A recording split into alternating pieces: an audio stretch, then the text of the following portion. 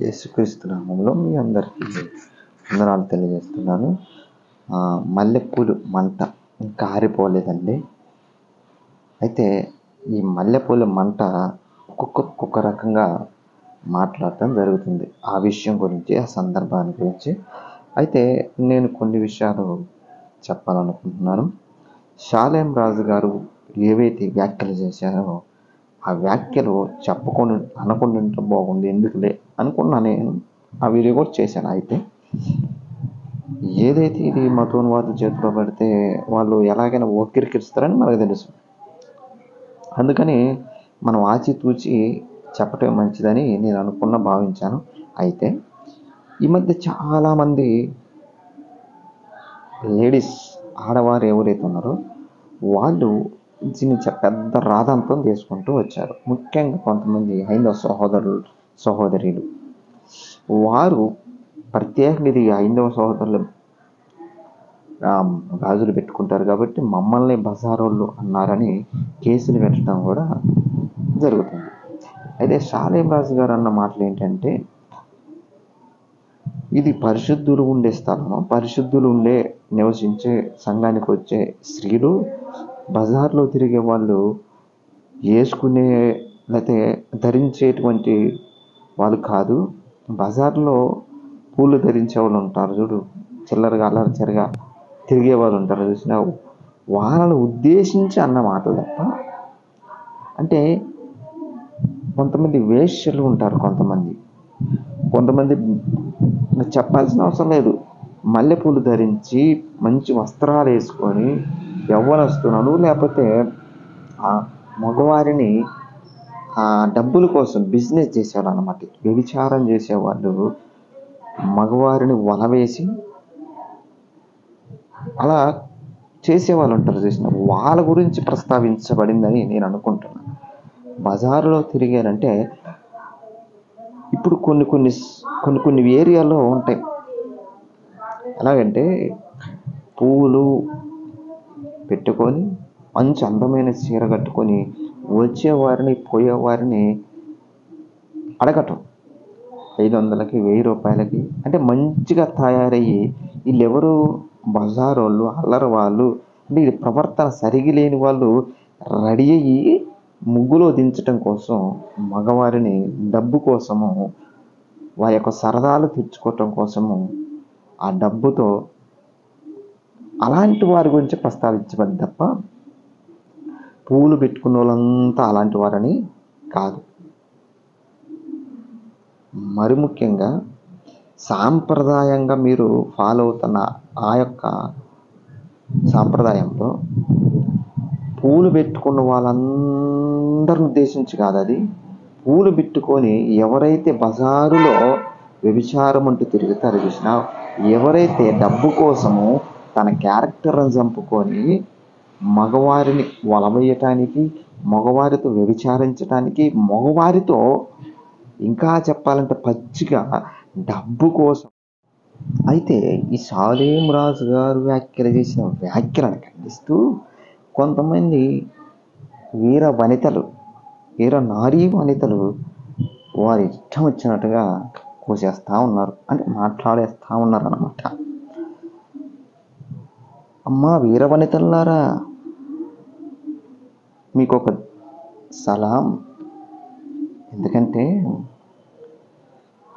బజారు మనుషులు తిరిగే వాళ్ళు అన్నందుకే ఇంత పౌరుషం, ఇంత కోపం కట్టుకొని వచ్చింది. ఎవరినన్నారమ్మా? బజార్లో తిరిగే వారిని అన్నారు, అందరినీ కాదు. పూలు పెట్టుకునే వాళ్ళందరినా కాదు, పూలు పెట్టుకొని ఎదవ వేషాలు వేస్తారు చూసి వారిని అన్నది.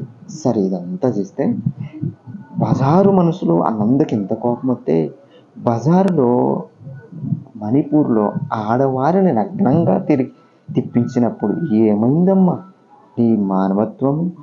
ఏమయ్యావమ్మా? అమ్మా వీర వనిత, ఓ అనిత, ఓ చౌదరి బిడ్డ, ఏమయ్యారమ్మా? ఓహో ఏమయ్యారు? రాష్ట్రంలో ఏ సమస్యలు లేవా? నిన్నగాక మొన్న ఒక దళిత స్త్రీని 14 మంది ఒకరు మార్చి ఒకరిని రేప్ చేస్తే ఎక్కడ పోయావమ్మా ఈ రమణిత?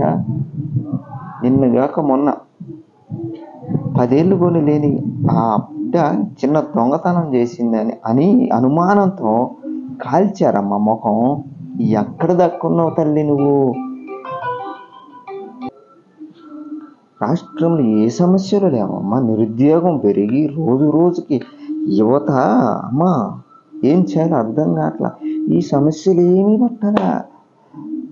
ఆడపిల్లని నగ్నంగా ఊరేగిస్తే ఎక్కడ దక్కున్నారమ్మా మీరు? ఒకసారి మీ తలకాయ ఇటు చూపించండి, మీ ముఖం ఫేస్ ఇటు చూపించండి. వనితల్లారా, మహిళా సంఘాలు ఎక్కడ తెచ్చారమ్మా? దళిత స్త్రీకి ఒక అమ్మాయిని రేప్ చేసి చంపేస్తే ఎక్కడ దక్కున్నారు? ఒక 14 సంవత్సరాలు కూడా లేవు. ఆమెని కొంతమంది 14 మంది రేప్ చేసి మానభంగం చేసి అత్యాచారం చేసి ఆమె ప్రెగ్నెంట్ చేస్తే ఎక్కడ దక్కున్నారమ్మా మహిళా సంఘాలు?